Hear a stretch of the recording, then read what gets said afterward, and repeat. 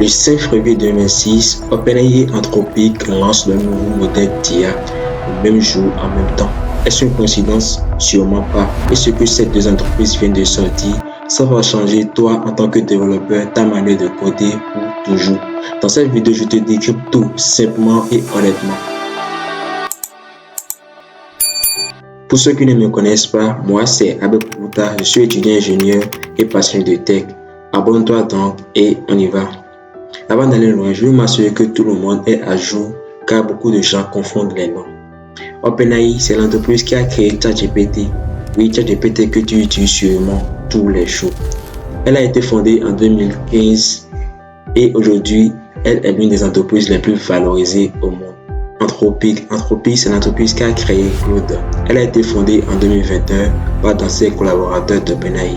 Oui, ils ont quitté OpenAI pour aller créer leur propre boîte de développement d'intelligence artificielle. Maintenant, pourquoi il y a ChatGPT, ChatGPT 4 et ChatGPT 5.4 et pourquoi on a Claude 3 et Claude Opus 4.6?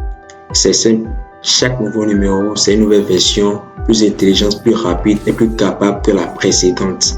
Exactement comme ton téléphone, iPhone 13, iPhone 14 et iPhone 16.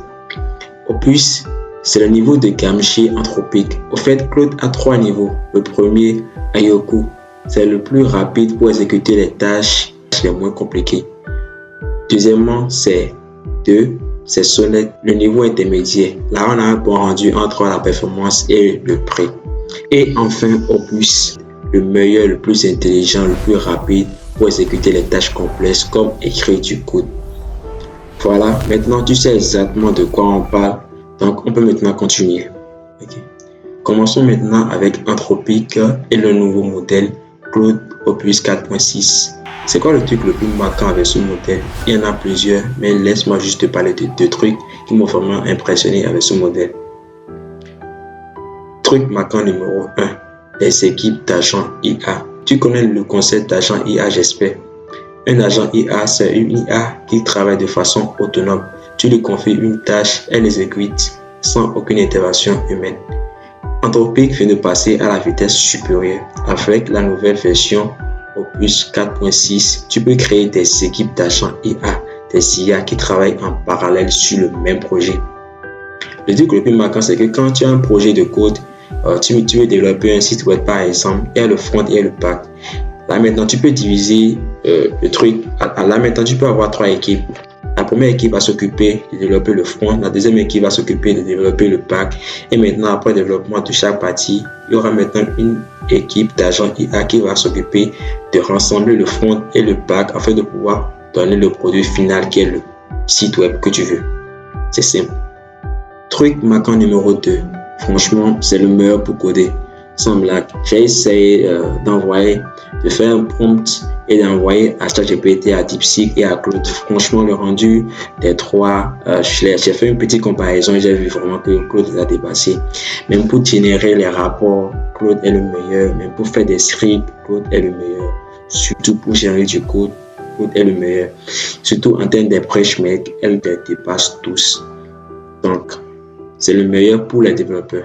En gros, pour coder, Claude Opus 4.6 est probablement le meilleur outil disponible en ce moment. Maintenant, parlons d'OpenAI, parce qu'ils n'ont pas chômé non plus. Dans le même temps, ils lancent GPT 5.4 et là aussi, il y a des trucs vraiment intéressants à retenir. Premièrement, GPT 5.4 réunit en un seul les modèles de capacité de raisonnement et les capacités de code de GPT 5.3, la version précédente de ChatGPT. Avant, tu devrais choisir, mais maintenant, tout est dans un seul outil. Deuxièmement, il atteint 83% sur le benchmark GDP-Val qui teste la capacité à faire du vrai travail professionnel dans 44 secteurs différents. 83%, ça veut dire que GPT 5.4 dépasse les professionnels humains dans 83% des comparaisons directes. Mais maintenant, la vraie question, c'est lequel utiliser entre les deux. Honnêtement, la réponse dépend de ce que tu veux faire. Si tu codes Claude Opus 4.6 est au-dessus en ce moment, les benchmarks sont clairs, les développeurs qui l'utilisent le confient. Si tu veux de la polyvalence, utilise GPT 5.4. Il est excellent pour ça. Il raisonne bien, il code bien, il travaille sur des documents professionnels. Si tu as un budget limité, GPT 5.4 mini est une option gratuite. Mais ce qui m'intéresse vraiment dans tout ça, c'est pas de savoir lequel entre les deux est le meilleur, c'est de comprendre ce que ça veut dire pour toi. En 2026, tu as accès à des outils que les meilleurs ingénieurs de la planète n'avaient pas il y a de cela quelques années. Des IA qui codent en autonomie pendant des heures, qui analysent des milliers de lignes de code, qui travaillent en équipe. Et ces outils, ils sont disponibles depuis ton téléphone, depuis ta chambre, depuis n'importe où en Afrique. La barrière entre toi et les meilleurs développeurs du monde n'a jamais été aussi petite. En vrai, la vraie question, c'est pas OpenAI ou Anthropic. La vraie question, c'est est-ce que tu vas l'utiliser ces outils? Est-ce que tu vas utiliser ces outils pour comprendre quelque chose? La guerre entre OpenAI et Anthropic est loin d'être terminée, vu que Meta aussi en devient dans la course. Et pour nous les développeurs, c'est une très bonne nouvelle, puisque plus ils se battent, plus leurs outils s'améliorent et plus nous on en profite. Si cette vidéo t'a aidé, like et abonne-toi. Et toi dans les commentaires, dis-moi lequel tu préfères entre les deux outils là, Claude ou bien ChatGPT. Et à plus pour une prochaine vidéo. Ciao.